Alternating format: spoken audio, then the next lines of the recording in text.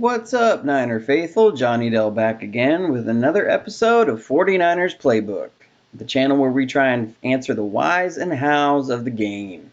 We're going to take a look back again at Week 2 versus the Cincinnati Bengals and just look at some of the whys and hows of this game. There's a lot of good things to look at. We're going to start out looking at one of the not so good things.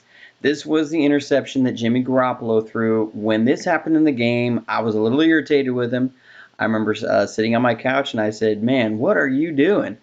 After watching it, I'm not as upset, but he's got to be more disciplined with his eyes. This is, if you saw my episode last week talking about his interception last week, this is almost the exact sort of thing that happens. He's so good at knowing where he's going to read and what he's looking for on his plays. He's got to be more disciplined with his eyes and checking to make sure that what we're trying to accomplish is actually happening. He's not checking the secondary keys on these plays. So here we're going to talk about this play a little bit. What we're going to do is we're going to try and run a little bit of trickery here.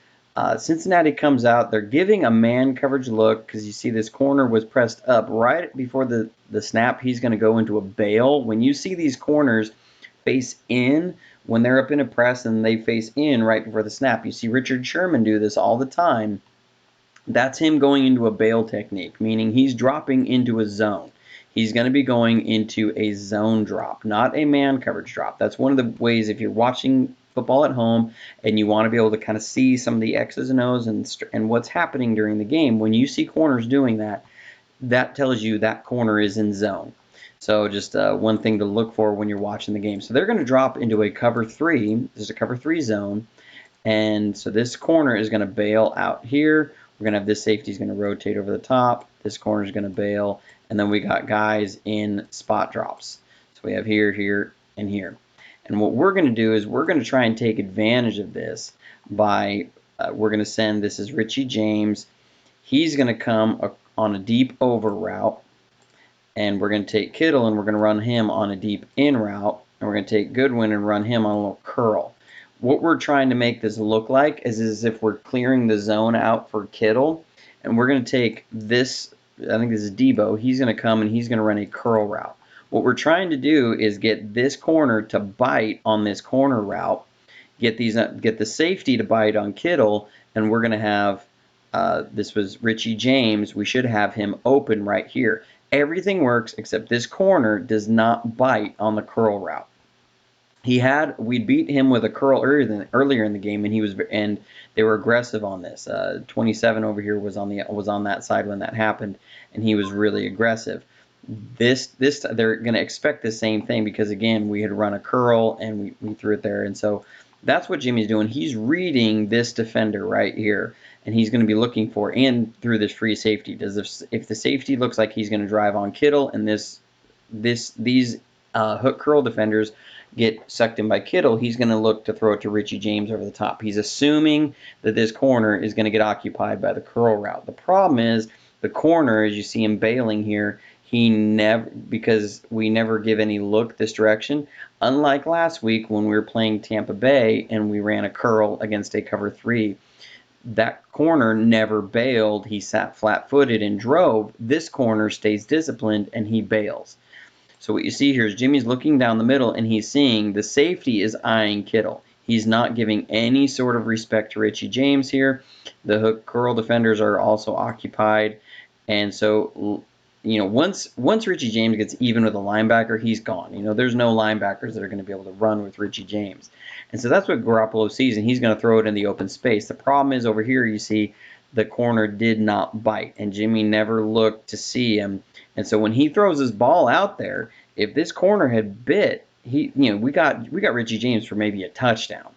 But because this defender did not bite, he's able to stay over the top. Because if you look, this throw, it's going to beat all three of these guys. When I saw it on the broadcast, I was going, what are you doing throwing into, quadruple coverage? But it looked worse than it was because he beat all these guys.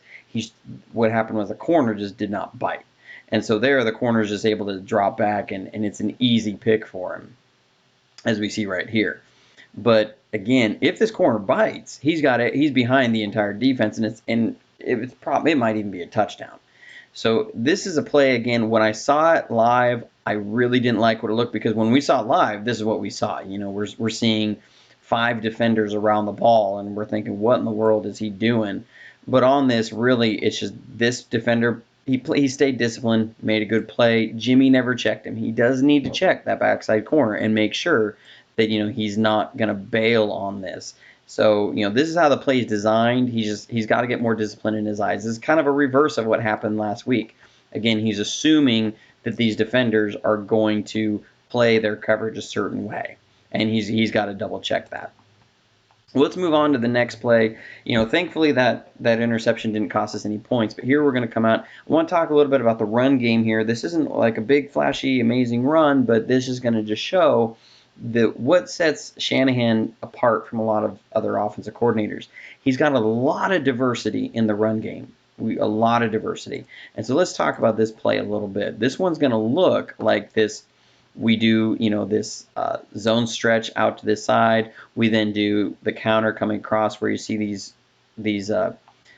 receivers running across the formation to pull out the ends. On this one, this is what's called a split zone. And so it's going to start out looking like an outside zone where everybody goes this direction. But what we're actually going to do is it's going to have a designed cutback right up the middle. So again, you've attacked hard right, hard left, out of the same look, and now you're going to come up the middle. So the idea is you're going to get these guys flowing this way, these guys flowing this way, and you'll open up the middle. So what happens is we're going to double here, make it look like our scoops. We try and get Richburg to scoop here and then move up to the second level. We're going to get a scoop here. We're going to get a scoop here. These guys are going to make it look like they're scooping, and what they're going to do is they're going to just kind of come up, leave their guys, and then we're going to take use check, and he's going to come across the formation and pick up the first guy he sees here, and then Breida, he's going to take a jab step like his outside zone, and then he's going to come up and look to cut it up in the middle, not all the way back across the formation. So again, this gives the offense. See here, you see the receiver coming across. It's looking like this counter we do or zone we do to get these guys to step out. They start flowing. And you see the backside guys are trying to stay disciplined because they've seen this counter come at them. You see these front side guys are wanting to play along. Richburg here does a great job on this block. He's going to sell this scoop. See, he's getting around. And so that defensive tackle is going to take himself out of the play. This is a really neat block here, because he's got to sell that he's trying to beat this guy and then let the guy beat him back across his face, because you want this defender to take himself out of the play. And he does it just there. That's a really good job of the little things with Richburg. And so here you see this come down. You see Tomlinson and Staley, they're whooping a guy down. And Kittle's able to come across. And so these defenders are going to hold on this side because they're expecting Kittle to come across. But he doesn't. He's going to go up and form a little bit of a line. So this guy's going to come down. This guy's expecting that kick out, so he's going to stay here, and he's going to go and kick this guy out in the middle. There it is, and we form a seam. That's exactly how you want to see it. You're trying to get a lane right up the middle of the defense. This isn't meant to come back around the other side. It's not meant to go this way. It's meant to simply come up the line, and you get a little bit of seam, and you get a decent run. First down, you get 4 yards. That's not big and flashy, but hey, it probably could have gone for more if Breida had actually stuck it in here a little bit more. He kind of runs into the back of use check. If he kind of hits this hole and really dives in, he might pick up another yard or two. But what it does is this is another thing for the defense to worry about when they're playing the run. They have to worry about every phase now. They have to worry about outsides and inside, all from the same look. So it sets up other things. So now here, this is the big, amazing Barry Sanders type run that Breida had. This one, there's nothing really to break down on it, but just show this guy and his talent. They're going to flow all play side, and then he just does something that's special. So that's just fun to see. Way to go. That's awesome. So then we'll move on. This was then shortly after that, we're going to use that same attention that we're getting on the run game, and we've set up these backside wheel routes off of our slide concept, and we're just going to run our slide concept, and we get George Kittle open. We get a nice 9 yards, setting us up near the goal line. Now this is a play. This ended up being one of Jeff Wilson's 2 touchdowns.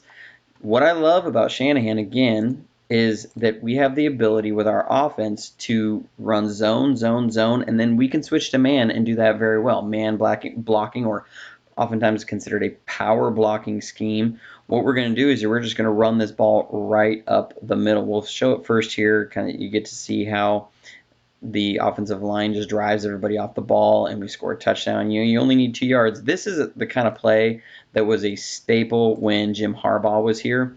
What we're going to do is we're just going to get a double team down. We're going to wash this whole side down with the center and our guard, and then we're going to pull person around. He's going to get a kick out block, and then we're going to have Juszczyk up the middle as a kick out block, and bring Jeff Wilson right through the middle. Everybody does everything perfectly on this play. So here, the defense is now getting used to flow, flow, flow, flow.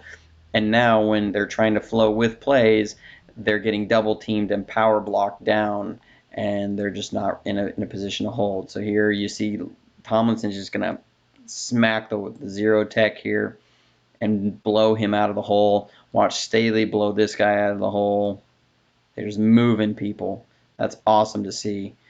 Just moving guys out of the hole, out of the hole, out of the hole. Come across, knock him out of the hole.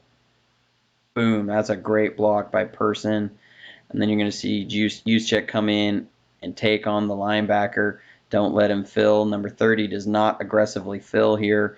He should be stepping up, but he doesn't. He's not sure, because he's not sure where the run's going. He's not sure if it's going to the outside, if it's going up on a counter or the middle. And this is what all these different run looks give, is that it makes players play hesitant on the defense. And when players are hesitating on defense, you win on offense. We'll watch it one more time in real time. That's just awesome. That's exactly how you draw that play up. That's killer. Now we're going to finish the series up, or this episode up, looking at a play from Deebo Samuel here. This was a pretty good chunk play, goes for 38 yards. This was a play, it was funny because we actually had another player wide open. I believe it's Mostert. But that's not how the play is designed. But Cincy here is coming out in man coverage. You see number 27 is running with Deebo here. They're just manned up. They're going to be manned up across the board. And what we're going to do is we're going to fake a run to this side with Mostert here. We're going to make it look like almost like this Spider 2, where you have run fake on this side, or what we call waggle concept, where you have the quarterback roll out on the play action side and you're flooding that side of the field. That's a waggle concept, which is basically the opposite of a slide concept. And what we're going to do is this is basically a screen. We're going to run Deebo Samuel over on this side and then let all of these low linemen just sneak out onto this side, and they're going to set up a big block here.